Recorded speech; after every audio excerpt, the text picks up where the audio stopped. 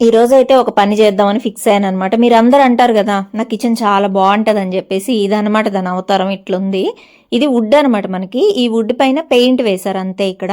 మనకి back side అంతా డెకోలం ఉంటది గానీ, ఓన్లీ ఈ క్లోజింగ్ పార్ట్స్ మాత్రం పెయింట్ వేసేశారు.